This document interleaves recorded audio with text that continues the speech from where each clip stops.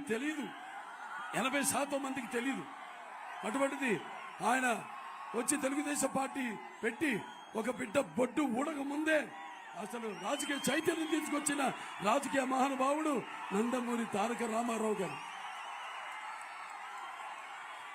అలాగే ఆయన అధికారంలోకి వచ్చాక మరి వెనుకబడిన బడుగు బలహీన వర్గాలు, తాడిత పీడిత కులాలు, మైనారిటీలు అందరూ కూడా చేయి అందించి ఈ రాజకీయాల్లో పదవులకు దూరంగా ఉన్న మీ అందరినీ తీసుకొచ్చి అధికార పదవులతో అలంకరించిన మహానుభావుడు నందమూరి తారక రామారావు గారు.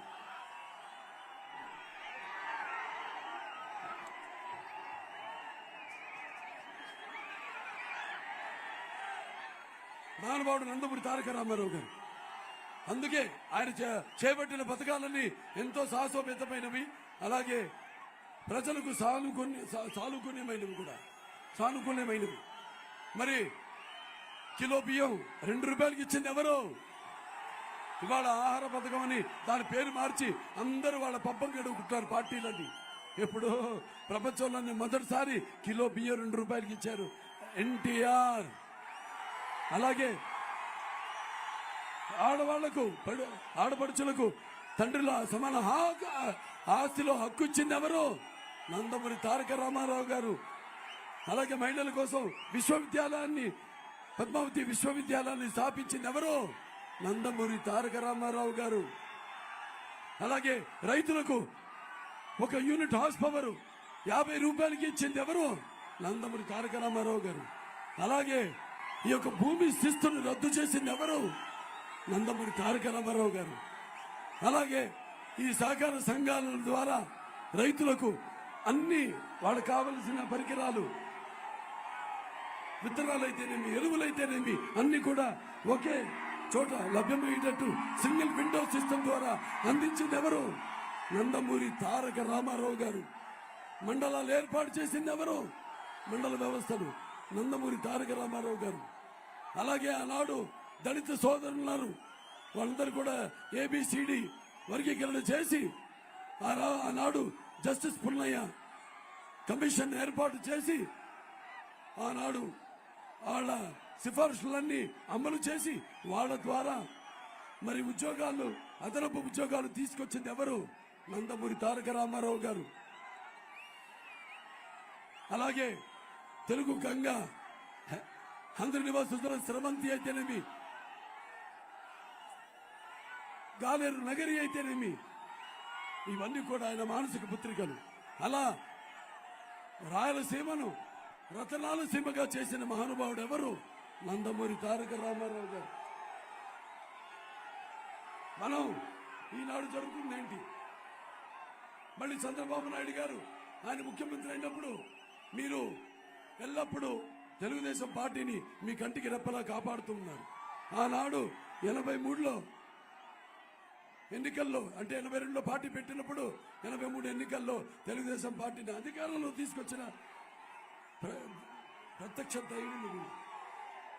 అలాగే 84లో ప్రజాస్వామ్యం కూలి చేయబడుతుంటే ప్రాణాలకు సైతం ఒడ్డి తిరిగి ప్రజాస్వామ్యాన్ని కాపాడిన మహానుభావులు మీరు.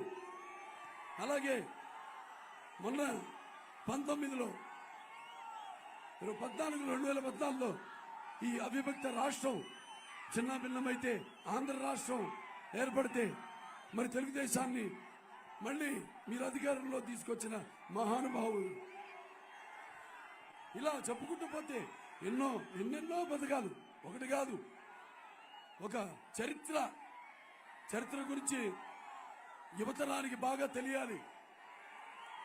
ఇప్పుడు ఎందుకంటే చాలా మంది మీలో ఇవాళ ఓటు వేసే హక్కు మొదటిసారి మీకు వచ్చింది. చాలా మందికి మీరంతా కూడా మీ ఓటుని సరిగ్గా వినియోగించుకోవాలి అని మీ అందరికీ నేను తెలియజేసుకుంటున్నాను. మరి వాళ్ళ ప్రభుత్వం చూస్తున్నాం, ఒకటే మన నినాదం ఏమిటంటే ఒకటే, మన పసుపు జెండానే రేపు మన రాష్ట్రానికి అండ దండ. పసుపు దండు కదిలింది, ఇక అక్కడ జగన్ గుండెల్లో దడ పుట్టింది. అయిపోయాను రాయని పిచ్చి పిచ్చి వేషాలు వేస్తున్నాడు, చిల్లర వేషాలు చూస్తున్నారు మీరు. ఎలా వచ్చాడు అధికారంలోకి? ఇటువంటి చిల్లర వేషాలు వేసి. అప్పుడు కోడి కత్తి అని బాబాయిని చంపి గొడ్డని అధికారంలోకి వచ్చాడు. ఇవాళ మీరంతా చూస్తూ ఉన్నారు, రాష్ట్రం అధోగతి పాలైంది. మనం ఎంతో వెనకబడి ఉన్నాం. ఇప్పుడు 20 సంవత్సరాలు వెనక్కి వెళ్ళిపోయాం మనం. ఇవాళ చాలా క్లిష్ట పరిస్థితుల్లో ఉంది ఇవాళ మన రాష్ట్రం. ఒకప్పుడు ప్రపంచ పటంలో మనం అగ్రగామంగా ఉంటే ఈనాడు ప్రపంచ పటంలో కాదు కదా, మన పక్క రాష్ట్రాలు కూడా మనల్ని చూసి నవ్వుకునేలా, మన మీద మనల్ని హాస్యాస్పదంగా మన జాతిని మాట్లాడుకునేలా చేశాడు ఈ జగన్. ఆనాడు ఎలాగైతే చంద్రబాబు నాయుడు గారు, మరి మహిళలు ఉన్నారు ఇక్కడ చాలా మంది, వాళ్ళ మాటలకు మోసపోవద్దు. ఆనాడు చంద్రబాబు నాయుడు గారు ఎంతో కఠోర దీక్షతో, ఆయనకున్న అనుభవంతో ఎన్నో ఆర్థిక ప్రణాళికలు రూపొందించారు. మహిళల కోసం దేశంలో ఉన్న మొట్టమొదటిసారిగా ఈ పొదుపు విప్లవాన్ని తీసుకొచ్చింది. డ్వాక్రా మహిళ సంఘాలను ఏర్పాటు చేసింది ఎవరో? చంద్రబాబు నాయుడు గారు. రైతు బజార్లు ఏర్పాటు చేసింది ఎవరు? ఈ దళారీ వ్యవస్థను రూపుమాపింది ఎవరు? చంద్రబాబు నాయుడు గారు.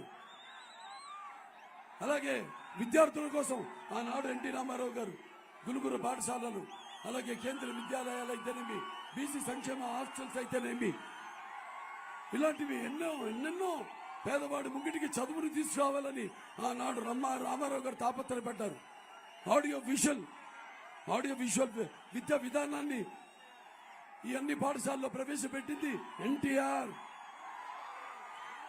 ఆ తర్వాత చంద్రబాబు నాయుడు గారు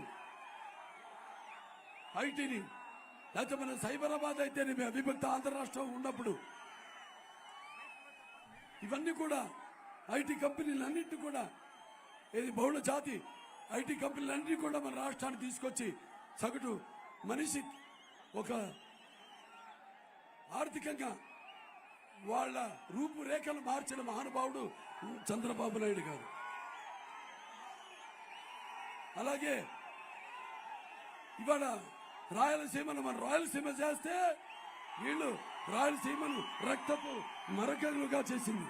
మనం రాయలసీమలో ఉన్న పగల సెగలను చల్లార్చి శాంతికి నికేతనంగా చేస్తే వీళ్ళు కత్తి మనల మీద రక్తాన్ని చిందించారు. మనం